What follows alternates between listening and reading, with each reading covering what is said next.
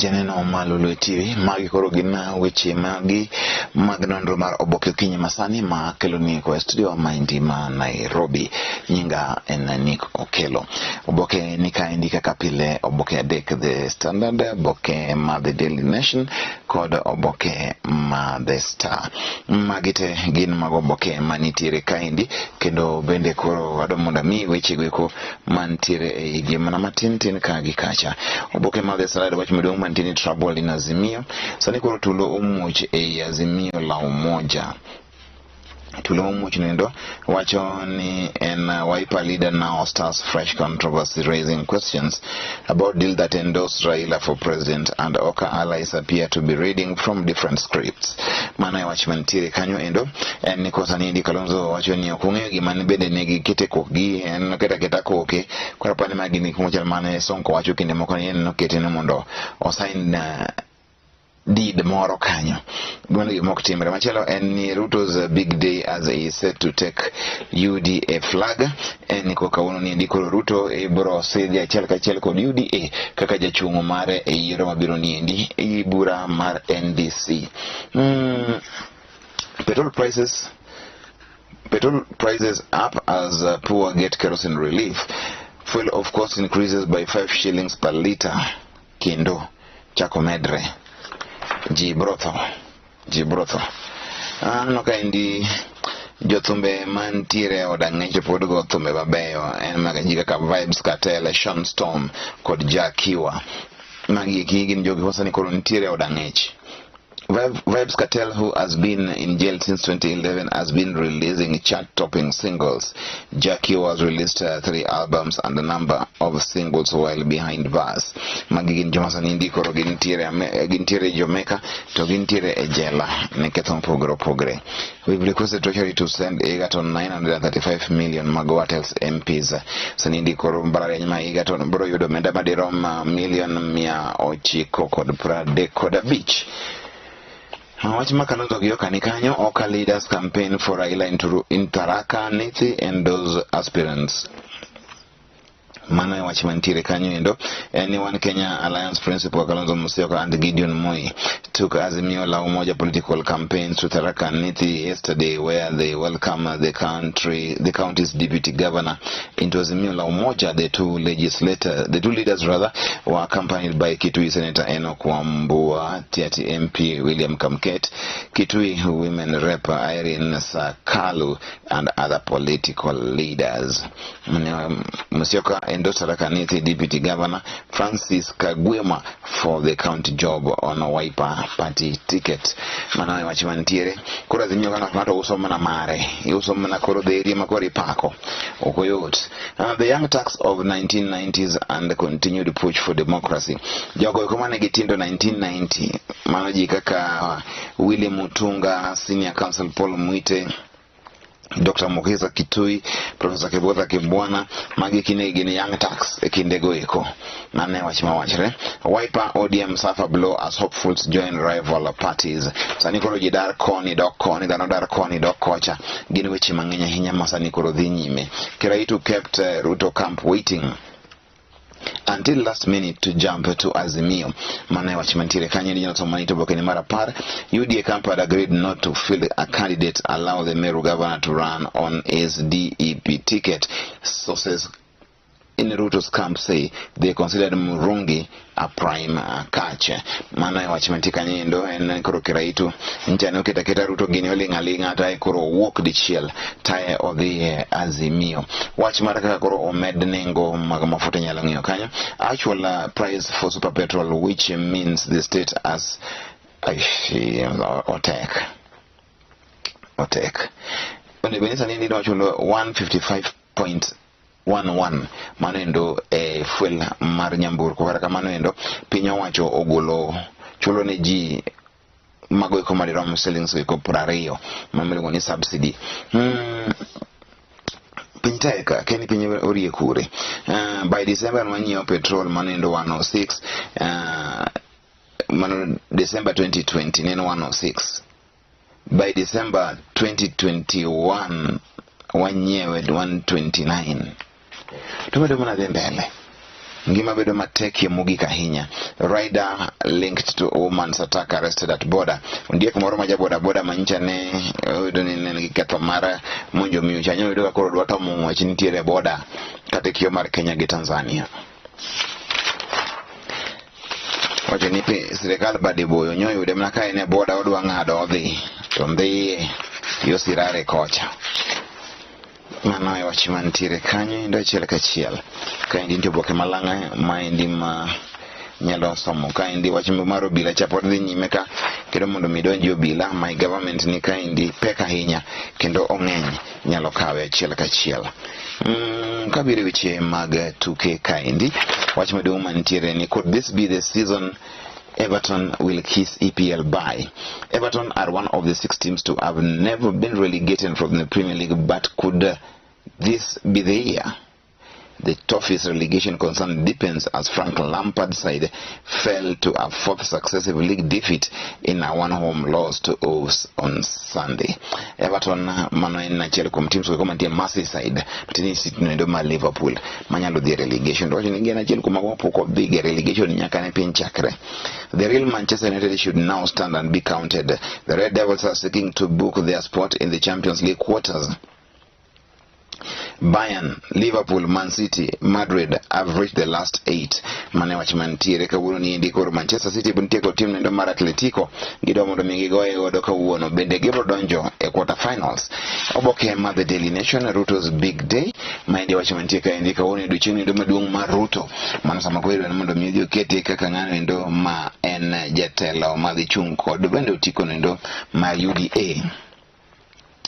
2 days after firing a broadside against President Uhuru Kenyatta and just hours after receiving political defectors in Embu and Meru, a bullish William Ruto today stands in front of 4,350 UDA delegates in Kasarani Stadium in his quest to be officially named the Kenya Kwanza presidential flag bearer, setting stage for a duel with Azimio's Odinga. Mano e wach mantiere kanyo endo ma koro chuno ni Ruto nyaka koro jipanga makare.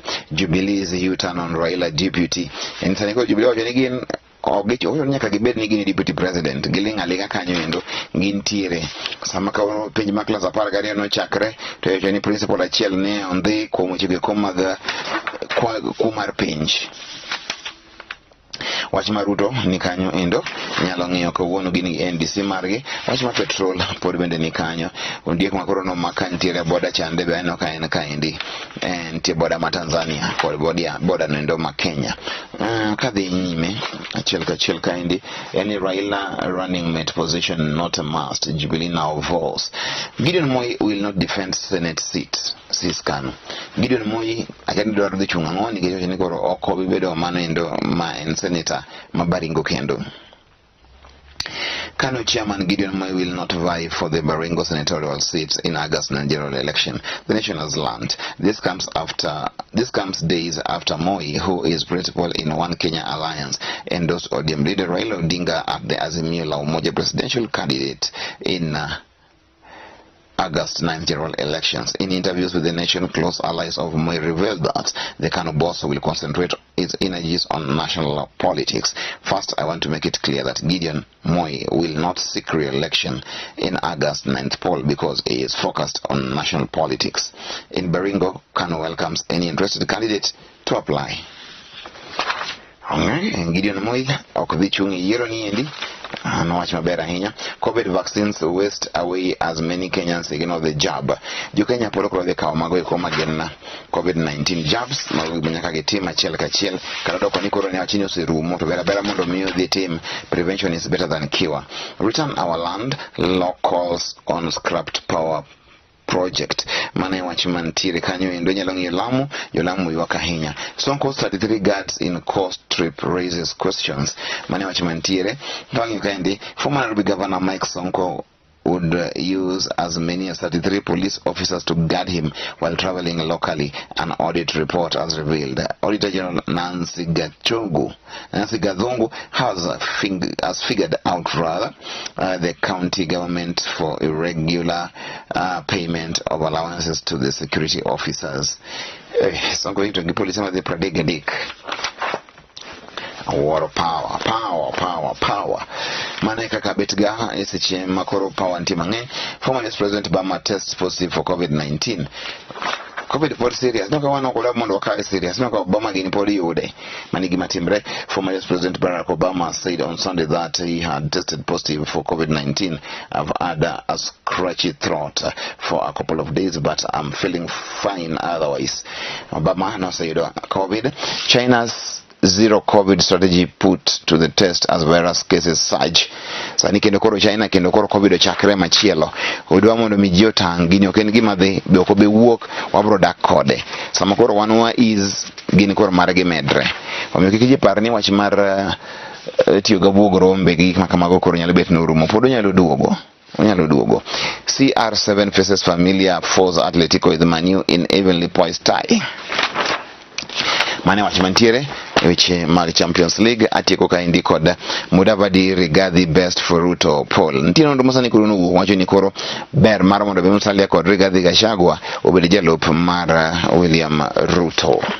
Death and cheating ma day one of KCSE exams en ni koro ne ntiere tho ngata ntie japuonjre chele manotho to moko bende nitiere moro bende ntie makoro ne oyudi ka koro gido mondo migi kwal penj. Mane wach mantiere kanyo. Nonro nindi wacho ni koro kaber Ruto ne bini ka Rigathi Gachagua kata Mudavadi mondo mi ochung kode. Mano ler mantiere kanyo. Which political party are you closest to? Eno ka Azimio la Umoja majini tiere ahinya, UDA majini tiere ahinya ka gini 31.7%, aya Azimio 29.5%. Sani koro Azimio gi UDA ni tiere ya okang' achiel. Big day for Ruto as UDA crowns him as presidential flag bearer. Mano e wache mantiere kanyo endo.